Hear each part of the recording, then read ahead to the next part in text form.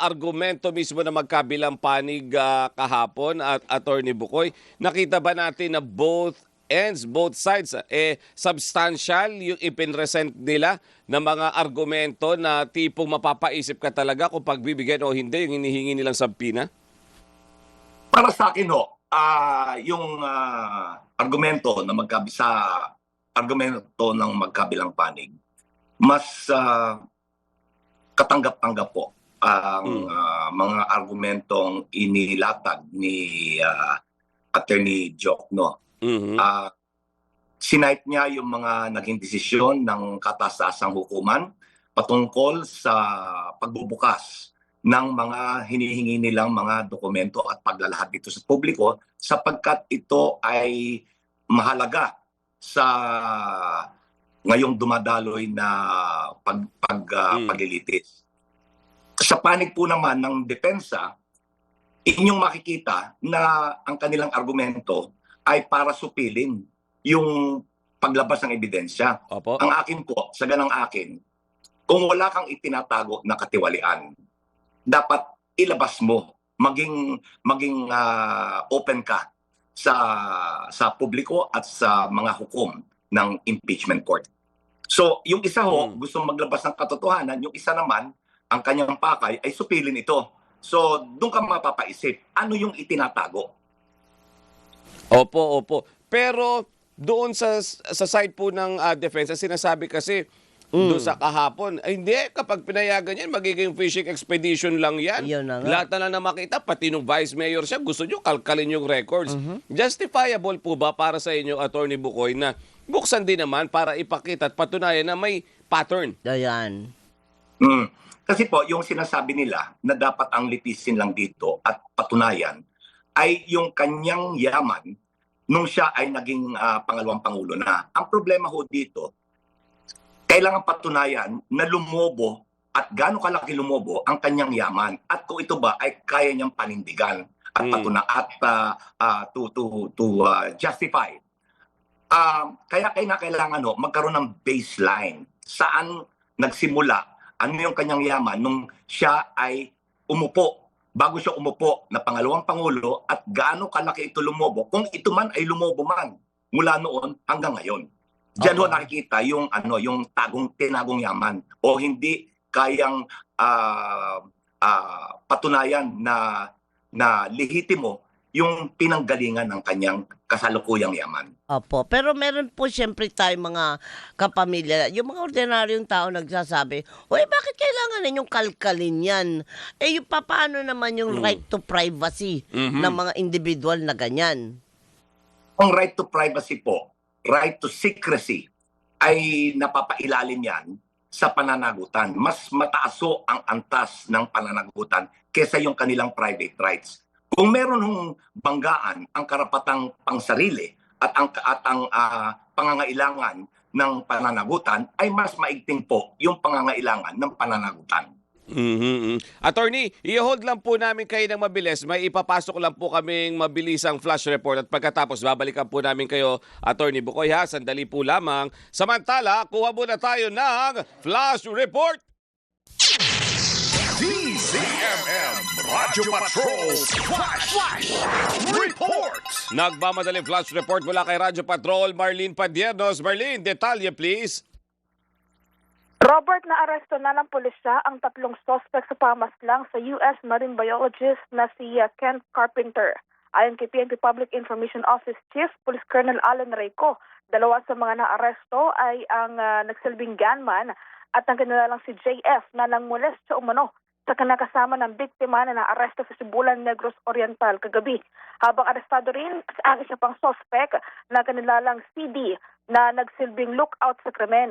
Sabi ni ko, may isa pang suspect sa kaso pero hindi pa tinutukoy sa ngayon ang naging partisipasyon nito.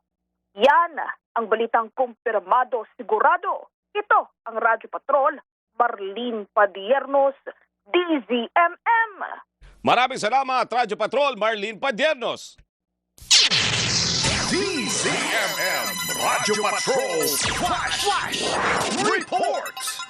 Balikan po natin si Attorney Antonio Bucoy, isang Yan. litigation lawyer at dating spokesperson siyempre ng House Prosecution Panel at Managing Partner ng Bucoy, Poblador and Associates. Yan. Attorney, doon naman sa naging hakbang ng prosecution, Oo. ang daming nakalista pero hindi na po namin kailangan itong mga witness na to. Nag-withdraw. Ayaw na po Winidraw. namin itong Oo. mga ito na patunayan na po ng first two witnesses Oo. namin. Magandang move po ba ito para sa prosecution? Opo, ito po ay nagpapatunay na sila ay naniniwala na matibay na yung yung inilatag nilang katibayan sa pamamagitan ng dalawang testigo, si Agent Calilong at si Attorney Jeremy Lotok.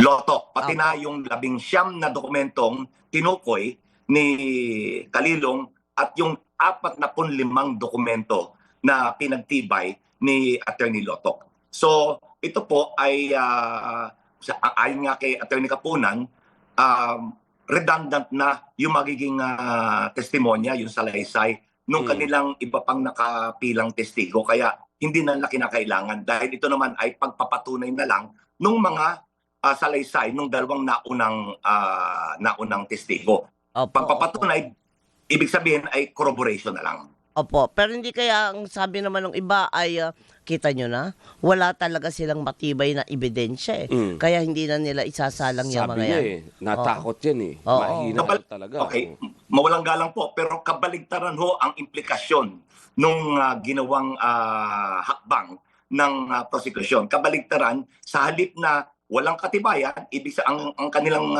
sa kanilang pag-urong ng iba pang testigo, sinasabi nila na matibay na at kumpleto na yung nailatag nilang ebidensya so far.